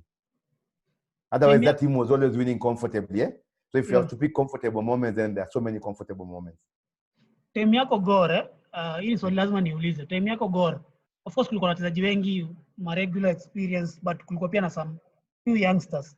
Ni player mgani mmoja mwenye unasema manze probably yako hit, but ulikuwa unaona potential yake, unajua mse akona kitu, lakini if he works hard probably anaenda far? Unaona kijana anaitwa KCB anaitwa Baraka Badi. Sasa kuna kijana kutoka Mombasa mwingine kwa anaitwa Abdalla Boki. My friend, huyo mtu yeye alikuwa anapiga ball. But huyo mtu hii sasa sijui kama ni story za juju ama nini. Baadaye ni type 2 ya kina Marcelo na kina Badi. Exactly. Nikamsign Gor. But nothing worked for him there. I remember Bobby Williamson saw him, akaniambia, this boy Frank is the best passer of the ball in this team, and the best crosser of the ball in this team. But his knee just got, ilikuwa inafura.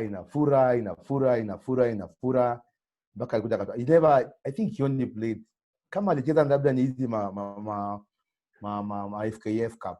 But that boy eventually stopped playing football. I am still in touch with him. He went and anapiga tu works huko Mombasa. Kuna wakati alikuwa Somalia jobs za UN easy and all that.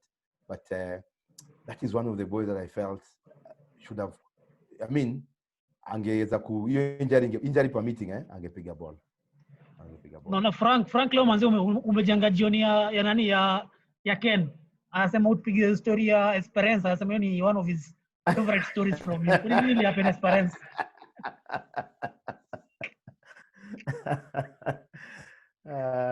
Esperance pia ni another lesson jote yangu. But it was a good lesson for me as a coach, because mi ulane. So nakumbuka tulipigana hapa Nairobi wakati funga 3-2.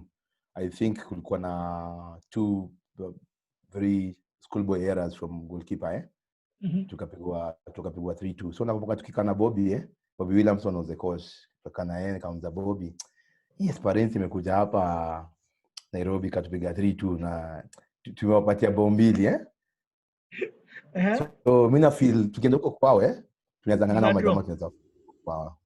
Akaniambia soja Bobby ni expert. Watu tunaangalia hivyo kwambia Bobby hajui bola na hao wazee ukikana hao you gain so much. Akaniambia Frank you think so, nikamwambia. Akaniambia honestly naweza kukuachia prerogative ya kukuja na lineup na tactics ya nini your game if you win me that game. Akamuiza akacheka tu akaniambia I think there'll be mwenye akaniambia I think there'll be a big score in Tunisia. Mimi nikaona Esperance wamecheza hivi and all that. Twende tukafika huko jo. Walikuwa na ratiba kwa mmoja na Msaudina, ije namjua jina. Anakaa kama budabuda hivi. My friend huyo jamaa anakaa kama 40 years but yuko 40 years. Anapiga ball. Sasa mimi nikamwambia huyu jamaa usichezeshe Walusimbi left back, tupigishe Walusimbi left wing. Wajua Walusimbi sasa ni machachari nini kajua atadili na huyo jamaa vizuri. Ampigie tu uko juu. Juu saa ngapi? My friend tulipigiwa ball. Hawa jamaa walitupigia ball huko bana. Hiyo game 13 minutes kwa faikwe kitu kama 6-0. Niliheshimu Google keeper anaitwa David. Uja delay uitwa David nani huyu? David Ochieng. Si David. Huyo kwa Sansima saizi. Huyo jamaa nilimheshimu, huyo jamaa alituzibia aibu sana hiyo siku. Haki ya Mungu 13 minutes. Ama jamaa walikuwa wamebaki 1v1 zingine kama 5 na amepangusa. Bao ya kwanza walifunga added time ya first half So hiyo time nakumbuka Bobby ananiuliza sasa Bobby kwa time ananiita ananiambia sasa naona Smith alikuwa anafanya tactical na nini. Ananiambia what should I do? Mimi nimekaa namwambia my friend. Wewe sukuma hiyo game hapo. Of course najaribu kusoma game lakini mumelemewa kila mahali. Kumbe sasa after the game of course hiyo game pia kuna kitu nakumbuka tuliingiza Adeba at some point. Adeba ameingia. Game I think ni 3-0. Adeba ameingia tulikuwa Troy ilikuwa yetu akarushiwa ball. Akataka kupigia Kalabasi angalie. Adeba kipiga hivi amepatia opponents. Kalabasi tuliwa Duster. Hiyo picha iko kwa net. Tafuta hiyo picha. Mwambie Kalabasi kutumia hiyo picha. Kalabasi amepigishwa Duster ameshika nyasi. Wire. Kwa net. But after the game Bobby akaniambia Frank kama jamaa Nairobi hawacheza poa because Nyayo Stadium is not a pitch. Do you see their pitch? Nikamwambia wait this is Europe. Akaniambia yeah so that Kenyans we don't have pitches so you might have judged them how they played in Nairobi but there are no pitches in Kenya. Two akaniambia kitu kama altitude. Yeah also the fact that they are playing away from home and all that. Akaniambia so aliangalia ile quality na kwa napiga ile kiwanja akaniambia akajua watatufunga mingi. Na walitupiga 5 just 5. Anyway, jamaa nimeuliza maswali hapo, nimeuliza swali kali sana, niko na hoodie kama hizi kadhaa, niko na merchandise zingine, majezi na makofia. So jamaa angalieni hapo kwa comments mjibu maswali for a chance to win merchandise courtesy of our partners that day. So Frank, story ya Gor tumemaliza. Story ya Gor hatuwezi maliza tukianza kupiga saa. You already tuko 7 minutes added time. You know, na tuongee briefly about Wazito. Umekuwa coach Wazito, uliwapandisha ligi. I know you've spent some good time there, but to avoid this of the mob. But second time when you came back to Wazito, you didn't last so much. Really, what happened?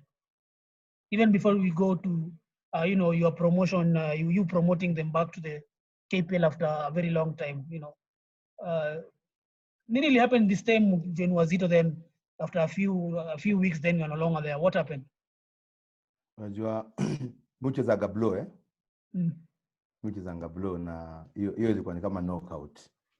Ulipigwa knockout? Hata mimi nilipigwa knockout. Hata mimi to be honest and you know and I've had a long chat with you about it because I had somebody writing what is ID coach ama nini.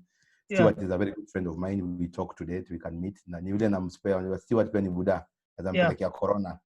So yeye na Bobby kidogo siwezi watembelea sasa hivi tukapiga story but ni mabesti zangu today kama ni mtu alikuwa mwenye accused of stuff like that I don't think haiko kutoka kwa court. So when somebody wrote that Frank was sent packing, it could have come from the office but I believe it's an excuse. From what I know is the two bosses fell out and Ricardo akamua atalipa Solo, so Solo and the Kando. And my going back, Ricardo had beef with me leaving when I joined KCB. and all that. So ni mtu sidhani kama mtu anabeba uchungu sana hizi forgive and all. Even after I came back and he wrote very good tweets and all that. I don't know whether you read them and all that. Yeah. But I think Dani from close sources alikuwa na feel ni kama alikuwa forced kuniregesha. Specifically anasema Solo na the CEO Deno will play a big role mikurudi against his wishes. That's what he said. Like, okay. No. So he was not comfortable with me there. The coach was very comfortable with me, and I know the reports coach was writing because I was very private to everything he was writing. Coach really wanted me to be put on contract and all that, and to be safeguarded and all that, because I was not already contracted by then. So the reason I was given is no reason. The reason I was made to understand is I was brought back by Solo, and Solo has been shunted aside, so I have to go. So nikasema ni biashara ya mtu huwezi kukatalia and all that. Since aliniambia they'll pay me up to a certain number of months because I was not contracted by then. We were still negotiating my contract by then. It was taking long, but probably the delays were partially or mainly because of the same reasons I've mentioned. Wamekumbuka jina ya Jarile ni David Juma. Then we'll just go back kidogo. Kuna mtu ananiambia nikuulize your most memorable Champions League game na Gor. Just briefly. 2 games away in why 2 games? Because Africa kuna dhuluma Jeff. Mkitoka nje ya Kenya kuna a lot of dhuluma. Watu hawajuagi. Watu wana timu inaenda kule na rudi. So tukiza timu ya Gabon etwa USB Tam. I think we had 2 red cards. 2 red cards. I was dismissed from the bench, I remember, and Calabar was given a red card. Was somebody else red card? I think Jerry red card Calabar. No, that team had 2 penalties in regulation time, and Jerry saved all of them. And wakafunga bao moja Jinin na tukaenda kwa those 2 penalties, but they were no penalties. Kwanza ya Musa was clearing the ball, jamaa kamzikia referee ndio huyo pena. So that one was sweet hata wale majamaa walisema timu zote kuja hapo mpaka za Waarabu wao zifunga, wakasema nyinyi wa Kenya nyinyi vitu ngumu sana. Hiyo na game ya kuna place tulienda Madagascar pia tukashinda, tukafungwa 3-2, but we had won 1-0 away from home. But I think the best was hiyo ya Gabon because of the amount the hardship tulipitia tukiwa huko. Kalabano na game anasema hadi wa leo Tunisia iko wangi rahisi. Admit but kitu nanibamba wakiendaga huko na Zesco wakiendaga huko na Zesco piga amefura huyo referee, by the way Kalabana kama nasikia atacheka referee aliambia Kalaba hiyo game juu watu tulikuwa tukimbii sio ni kaambia Kalaba you Kenyans are very lazy. Ule referee from South Africa wale wanaga World Cup na Saudi yake alimwambia Kalaba you Kenyans are very lazy, you don't want to run. Yeah. Na sasa tumepigiwa ball bana, unakimbia wapi? So ni hiyo story ya Wazito Yeah. Ningependa kutangana na time yangu Harambee. I think that was the best times I had in my footballing career. Yeah, I was coming to your Harambee Stars stint. Basically how you say that Gor ulifanyishwa interview, but unajua najaribu kuwa modest hapa kidogo. Coaching Kenya I'll explain everything. Coaching hapa Kenya inakuanga like a closely knit cartel. Kuna makocha kadhaa wana feeling au peke yake ndo wana deserve kucoach Harambee. Na wanavutana ngao wenyewe kwa wenyewe. Tumekuwa kwa ball tunajua hizi vitu. Na hiyo kitu Jeff, if I may. How did you manage to break that ceiling na kwa assistant coach of Harambee Stars? And I'll tell you for free Okumbi's downfall at the national team was partially because of that. Senior coaches in this country were fighting Okumbi because they felt Okumbi is very young. Now, Jeff, I know it will sound very unpopular, and I'll tell you, there are so many dogs for hire even online. Even if you go to group za wadau kuna watu wanagonga Ukumbi and all that. Some of them are not honest. Some of them are on people's payroll kugonga Ukumbi and all that. So nakumbuka kama game ya pili tukicheza hapa Nyayo na Guinea Bissau tukafungwa 1-0 Jeff, we dominated the whole game. We dominated the whole game. We had all the chances. We just couldn't score So for somebody to turn up with a placard and say Ukumbi must go down, namuuliza jamaa. Anakumbuka game ya last Kenya walipiga hapa na tulichezaje. Unaona? So after that tulichunguza tukapata kumbe kuna makocha wako behind the scene mpaka wanalipa mavijana nini. because they feel that job is theirs, eh? They feel that job is theirs. Sio kitu tumesema Makatela, I agree with you 100%. Kuna makocha wanakaga tu mahali, anakuona mahali anafeel anaanza kukuchimbia. Mimi sasa hivi sina team, but I cannot team can approach so easy and it has a coach. What I normally tell them is this: do you want to sack that coach? Yes. Sack him, then come we sit on a round table and talk. I'll not talk to you while you still have a coach. I'll just give you my word that hatuwezi kukosana, but make a decision, then we talk. Kochari, umesema kuna wadau wanaona hapa, wanaona show umesema kuna wadau walikuwa wanalipwa kupiga ukumbi. For instance, huyo jamaa alikuwa amebeba placard akisema ukumbi must go. Are you trying to say alikuwa amelipwa ndo afanye kitu kama, it's just a general example? No, nimesema tuko na majina kuna majamaa walikuwa na kanja watu including kwa group ya wadau. Si ati wadau wote and all that, hapana. Kuna majamaa walikuwa na kanjwa kupiga watu vita, unaona. Okay. Mimi sahi siwezi, my conscience and my professionalism I can't hire a dog kupiga vita mtu mwingine. Wewe kama uko kwa timu yako, wewe coach timu yako, kota futwa kazi, because coaches need two types. There are those ones who are currently employed and those ones who have been sacked. Those ones who will be sacked tomorrow and those ones who have been sacked. Now I belong to the groups of the ones who are sacked. See? So siwezi kaanza anaanza kukuchochea na ongea na mchezaji pale kukoaje, huyo kocha anakochaje, hiyo sivyo, msikubali kitu kama hiyo and all that. No. So equally hata kwa mafans huku, the fans were fans for hire. Na wengine ni mabesti wanafanya level ya ubesti. So anyway, Harambee I would say I don't know how people will perceive it, but me I think it was a big success for us, because I think at some point watu wako wanasema tume equalize record ya Marshall Mulwa of unbeaten but of course we hadn't gone for a big tournament so people will say they were only friendlies and all that, but you know the current coaches ama the coaches that have been there, unajiuliza wao jamaa zanga friendlies ngapi?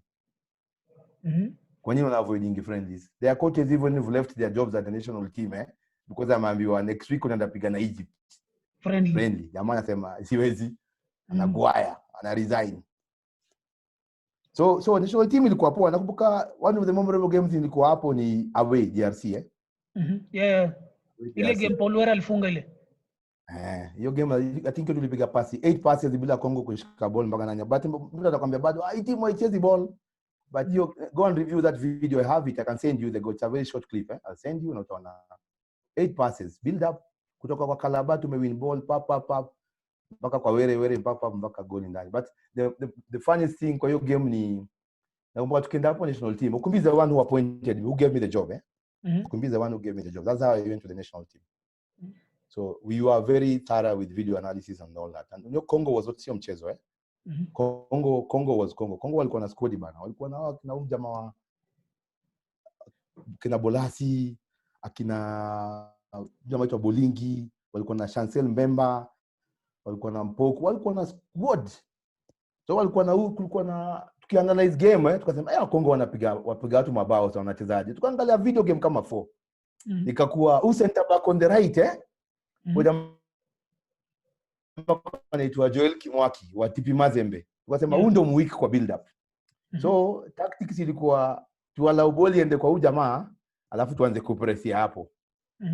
Kumbe huyu jamaa hizo game tumemwona leo sio alikuwa anarisha hizo game ama ni nini? Wacha hiyo game ianze first half. Sasa jamaa tuko ndani ya juu ball. Sasa huyu jamaa ndo anapiga. Tulimwachia mzee sasa ndo anakuja na ball vizuri. But pia kuna kitu kilifanyika which is a challenge in international football that people need to understand. Sometimes national team, like when we were there, we were playing like 2 friendlies every window. 2 friendlies every window. And for that you find like window inafunguka kama Monday, Wednesday tuko na game ama Tuesday tuko na game.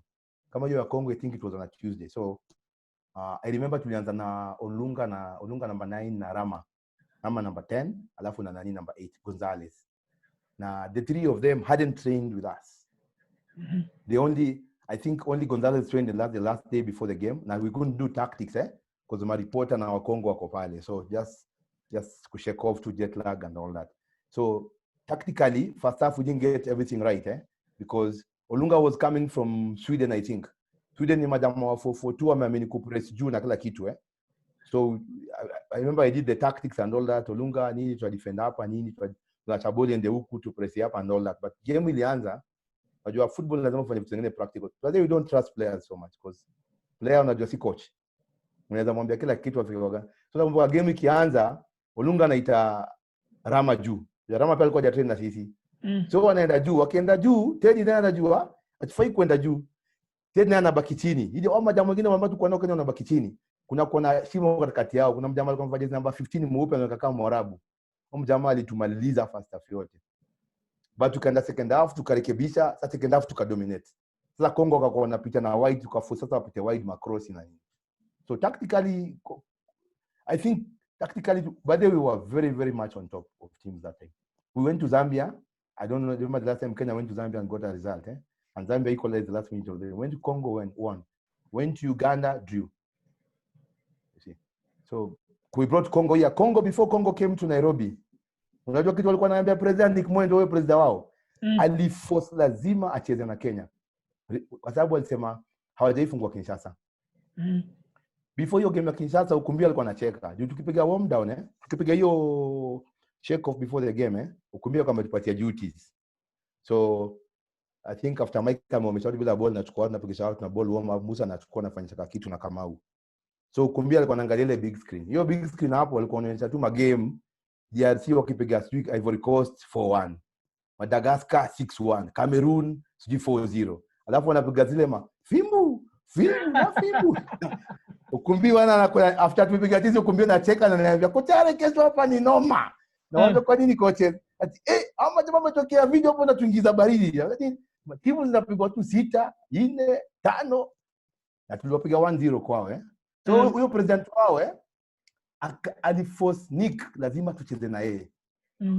Nick I think akaconsult Ukumbi akamwambia Ukumbi mtacheza nao majamaa wako na hasira. Ukumbi akasema tunaweza piga na wao. So many senior guys at the federation didn't want to play that game because they felt tunaweza kuja tupige bao mingi. Of course wanajua that is short termism because after that ukipigwa bao mingi it's a learning curve But I was called even by senior guys at the federation. Usikubali, Ukumbi amekubali, usikubali mcheze na Kongo watawafunga, unajua fans wako na pressure na Ukumbi nini. Ukumbi ni rojua akasema, "Kutaro una feel aje?" Nikamwambia, "Coach, tunapiga na Kongo Nairobi." Kongo walikuwa hataki kuja Nairobi initially, they wanted us to go and play in Europe. They were willing, but kulikuwa na issues nao na kwa Europe haiwezekani. Walikuwa wanataka sisi tujilipie Europe but ikakuwa sasa tuende south. Watulipie tuende south to the now south. Sisi tuliambiwa hataki kurudi Kinshasa. Wakataka kutulipia ikakuwa south walikuwa na noma na south diplomatic row So president kuja akasema wanataka kuja kutupiga 11. That is what their president said. Alikuwa amejamba jana anamwambia Nick nitakupiga, anaongea na mimi Lingala. Ananiambia huyo kocha wako tukobeta magol 12 11 ni 11. Sasa kwa nini mmoja amekujaje? But tukawafunga bado macha. Well, umeongea kuhusu Ukumbi na Jumwa kuna Ukumbi sana ni best yako. And I remember akiwa pointiwa najua na nimeona mazoezi yake pia na venye anafanya job. He's very thorough in his preparations and all that. And kocha anapenda ball ya igongwe.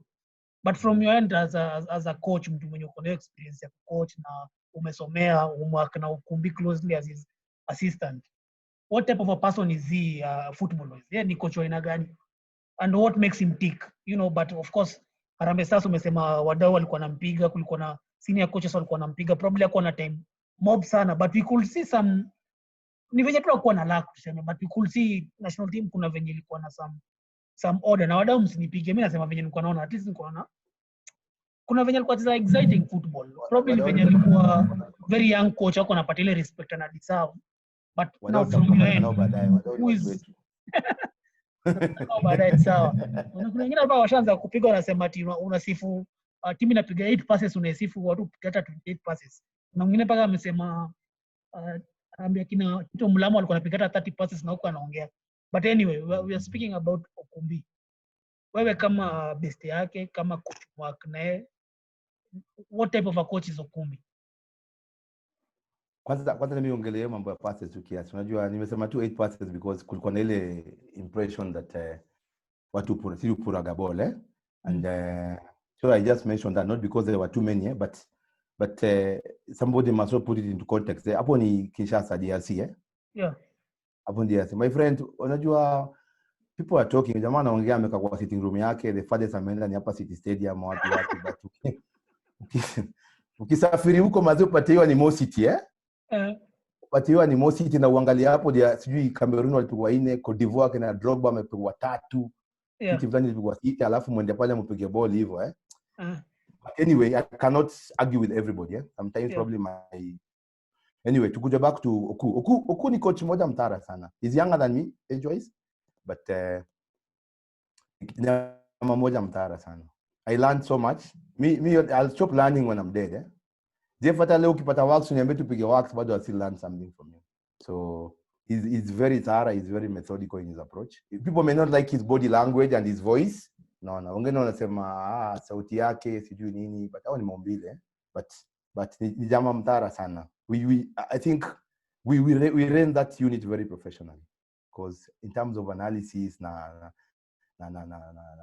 division of labor, if I put it that way, because there are things I was doing, there are things Kamau was doing. I think what I'm coaching wengi and all that. That is where we should be going, Def. That is where we should be going. Hii mambo sijui ati mimi na coach Wazito alafu kuna tu assistant mmoja. Maze hizo ni vitu za kitambo sana. And ukiangalia hata bench zangu nikiwa Wazito, they seem to have so many people, but basically I was trying to borrow from what I was learning, even from as young as Okumbi. I was learning something from him, and I can have Tompo and naseme Tompo and coach ya striker, there's wakana Kwanante na Kwanadi na ma defender, niko na Pamzo ni nini? Pamzo ni mjama defending yuko juu. So mimi kifika defending namwambia Pamzo tunataka tu defend hivi na hivi na hivi, design zako na nini fikisha. Mimi nitadeal na attackers ama nitadeal na midfielders. So and so deal na ninio. Valdo ni ninio. Deal na watu. Then nakuja naunganisha, sasa inaunganisha na kwa kitu moja. So Okumbi, I've got nothing but respect for him. Okay. No. Kalaba anasema hiyo game ya Kongo first 15 minutes mlikimbizwa sana paka Gonzalez akaenda kwa bench akaambia coach just fucking take me out, I'm very tired. Inake ilikuwa game hatari sana. But we mention Pamzo, but nakumbuka at some point tukiwa KCB you were brought in as the head coach, then Pamzo was the assistant coach. Yet like as I told you, coaching ya Kenya it's like it's reserved for a few people. But you work with Pamzo, you are the head coach despite you are, I don't want to say you are inexperienced, but uko kwa category ya coaches wenye the who's and who's in Kenya in Kenyan coaching. But you are the head coach. I think Pamzo was the assistant, if I'm not wrong. How was that? How was that connection? Did you have a good working relationship? And how did it work? Because nakumbuka actually makocha wengine wakisema hiyo ni disrespect. Pamzo hizi kwa assistant coach wa Ouna, hiyo ni disrespect. Unajua inamaanisha. How was it? How was your working experience with him? I equally had the same thing when I went to the national team. Some friends of mine were asking, utakuwaje assistant to Okumbi and all that. Let me tell you, I don't know whether those people have worked in corporate bodies or they have never worked before. I don't know their background. Because even in corporate, you'll go Jeff there, you'll find your boss at your workplace is younger than you. Yeah, sure. Would you say that is disrespect? Definitely not. The office is a place of work, sawa na football team. So for somebody to sit back and say, leo Gerard haizi kuwa napiga mahali shughuli na achukue Klopp akuwa kwa assistant wake, what disrespect gani? If Klopp is comfortable with that, then wewe ujiulize wewe mwenyewe, labda wewe ndio uko wrong. So Pamzo it's the first time I was working with Pamzo, and quite a professional guy too. We had a very good working relationship. We achieved so much. We finished number 8 in the league. Na Sharks walikuwa number 7 na 2 goals ahead of us. But the target the bank wanted us to finish was number 7. So that's why we were sent packing, nothing more. Tukumaliza number 7 na tumaliza number 8. Now remember we were newly promoted and all that. Yeah, but the Pamzo ana watch show na amesema he enjoyed working with you. You're a very professional coach. So what was he saying ati unajipigia debe hapo? Yeye mwenyewe amesema hapo kwa comments. Coach time yetu honestly imeenda. Hii show ilikuwa inafaa kuita 7:30, sasa ni 8. Already tushapiga half ya almost 45 plus 30 until Gor Mahia scores. I will just briefly, we'll work na Wazito waka promote, then you've worked with them again like twice or thrice. I want you to name your best squad ya Wazito. I think pia ni hiyo team tulikuwa promoted nayo kwa league. Na I used to play with a back three. the sad reality about that team is we got promoted even we lost 16 players. So but the team that had Steve goalkeeper mrefu wa Steve Junge goal alafu back three.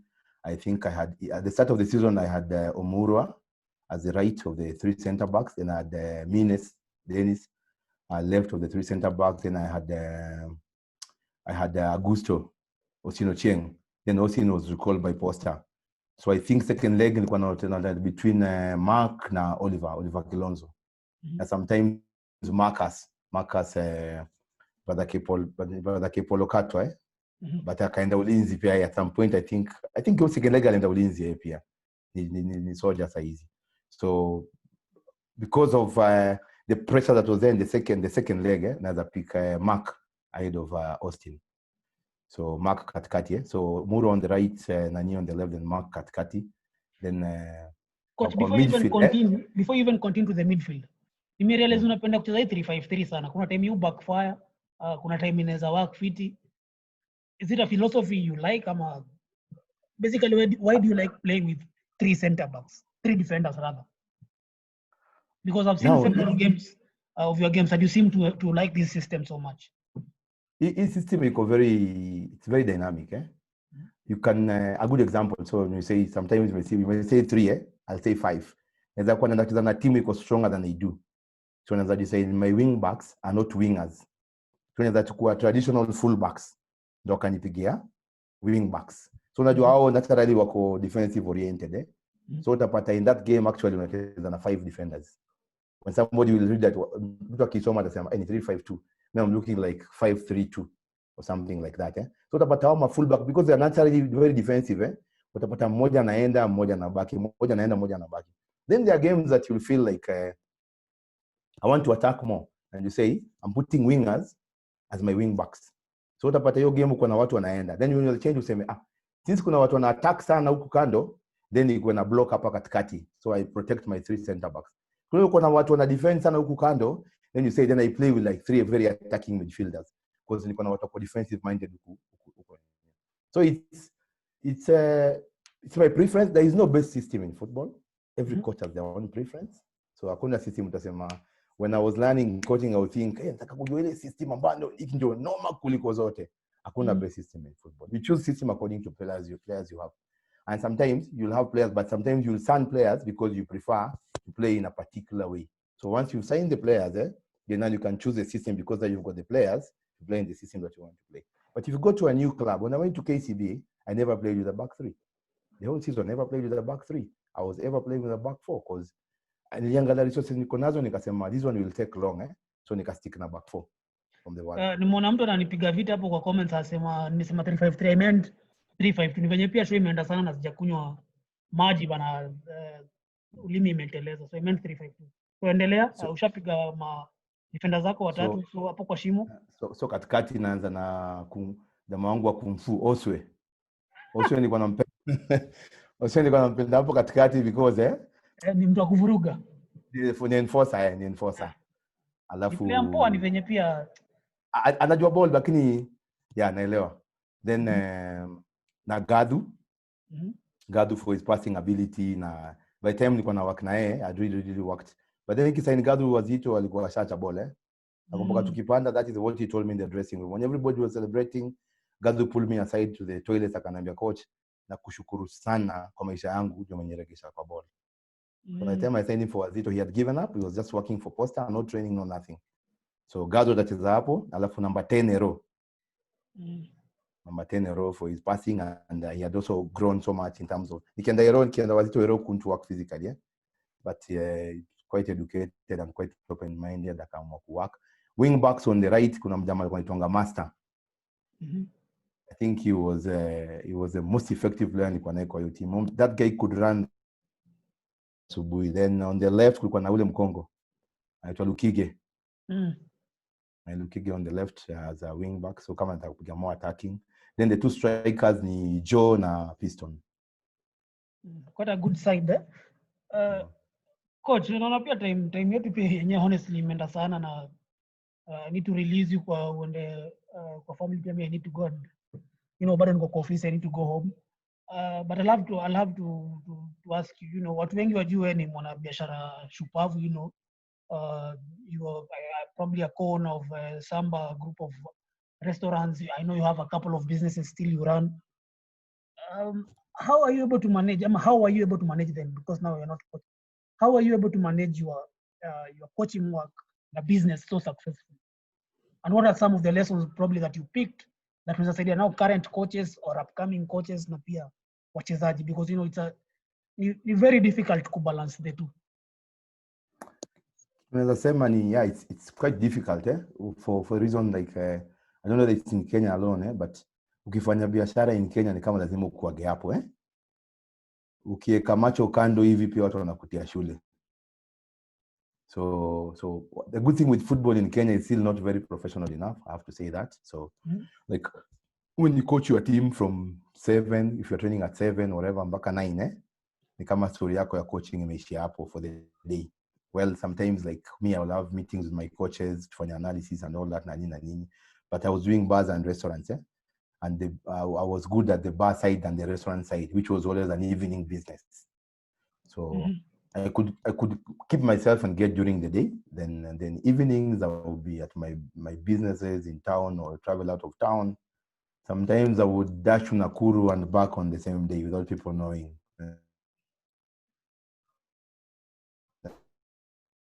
Biashara inaendeleaje huko na nimerudia game imeisha 5 nimekimbia huyo kama ni hapo nenda Mombasa nimeenda kuangalia biashara najua Monday niko na off day and Tuesday nimekatizi pengine ya afternoon ni gym so nakuja Tuesday ama nimepatia kama ni team trainer ama manager gym session ya afternoon and I manage na come but it's a challenge it's a challenge because sometimes the business suffers one will suffer somehow because like sometimes you may have to travel out of town so you are not there physically to be there. Sometimes you're out of the country, like when I was Gor Mahia national team, we travel a lot, so it's a challenge. Good thing I had a partner, so nikiwa kama siko pato angepiga hizo mashughuli tulikuwa tunafanya gana hizo biashara, so si ati nilikuwa tu peke yangu. But the advice I'll give to people about business ni hizi biashara zetu za Kenya maze try as much as possible uko hapo. Try as much as possible. It's good to do business if you have got your better half na umempatia skills and all that, the better. Or if you got people that you trust, the better. But sometimes people say don't employ relatives and all that. I employed a lot of my relatives for that reason because I know I'm not there in my business every other time. So, and I succeeded. So anyway, I moved away from bars and restaurants because my businesses were mainly in CBDs. Nilikuwa naangalia because of Mututo law, because of alcohol law, na locals pia zilikuwa zimekuja zimeinuka, so watu walienda kwa locals. So nikasema niuze hizi bars zangu ziko town. Niko kwa real estate na nimazema 2-3 wapangaji waingie na nini alafu nitarudia bado biashara. Actually I was planning to come back sometime this year, then corona happened. But coach, boli ya Kenya inakuwa ngumu, tunasikia makocha wameenda miezi 5 hawajalipo, even 6 months, wachezaji the same thing. What are some of the lessons that you've picked in business, because I know you're a very successful businessman? Ni advice gani unaweza patia, acha tuseme tu kwa Kiswahili, advice gani unaweza patia wachezaji na the group of young coaches that we have that can make them probably if they do whatever you tell them, if they follow your words, they might be successful also outside football, because as it is right now, football in Kenya is not really a well-paying job, or rather it's not a position that you can be in and be very comfortable. What I would say is I was lucky probably because I was coming from the corporate side and very well paid. So I had good seed money to start my business. So the number one thing somebody needs to look for is like seed money to start your business. I mean, utaanza tu biashara na mdomo. So that's the challenge. And the good thing now, kuna a lot of lending agencies go around. I don't know how they do it. Na tumeonga message kila siku tala nini. I don't know how much they give people and all that. So we seed money, then coming up with an idea, like what they think they can do and add an extra coin and all that. To me, for starters, it should be an extra coin, depending on how big you start. But for starters, it should be about an extra coin and all. But for the players, for the clubs that are being paid so well and all that, there are a couple of clubs, 3, 4, 5 that pay players in Kenya and probably pay well, especially the corporate side and all that. They have no excuse, They have no excuse not to do business. Because how long do they take na hii football ya Kenya. Mchezaji kama seme KCB paid very well and all that. Apige tizi kutoka saa 1 mpaka saa 4 amemaliza.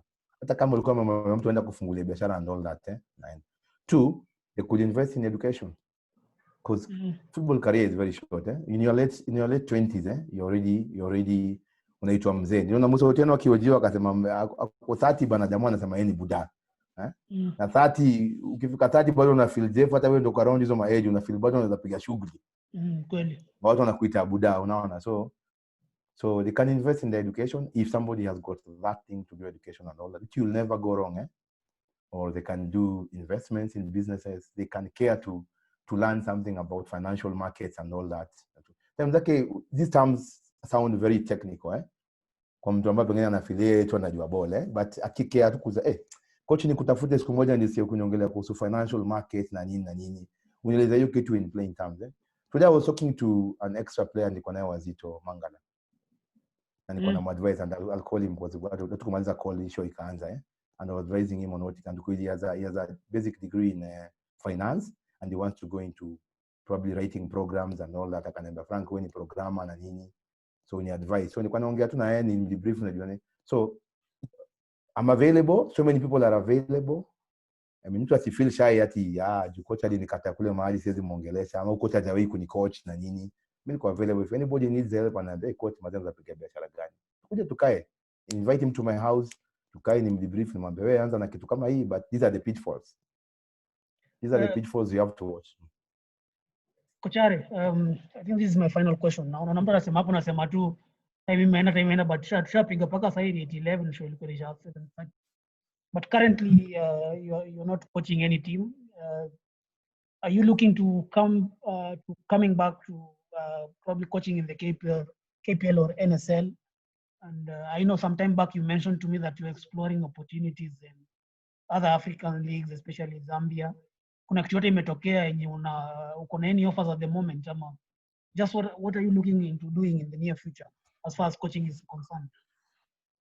I have some interests elsewhere, one or two interests and all that, but like wanasema watu wanasema kuna hii nyimbo ya TZ wanasema ukidai kila mtu sasa analia ni corona. So kulikuwa na interest mbili tatu and all that, but corona pia nikaima ni delay. But anyway, I've taken this time off also to learn like languages that najua. Kama sasa nime perfect French yangu. Ningala I'm always a fluent speaker and all that. Kiarabu na songa jo. Nimesonga and all that. So why am I learning all these things and all that? Jo, because nataka kutafuta job nje ya Kenya. The number one barrier will be language. Yeah, sure. Number one barrier will be language because if you go to Zambia, they speak English, good. Kuna coach ameitiwa job some country in Africa.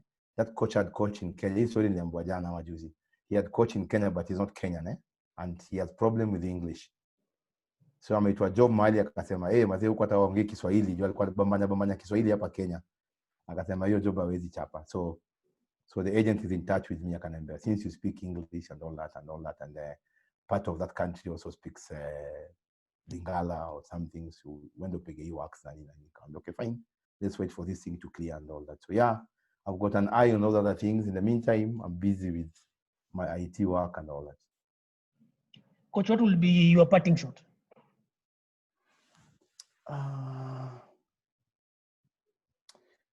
Mi kwanza situation ya Kenya hainifurahishi. Kwa nini?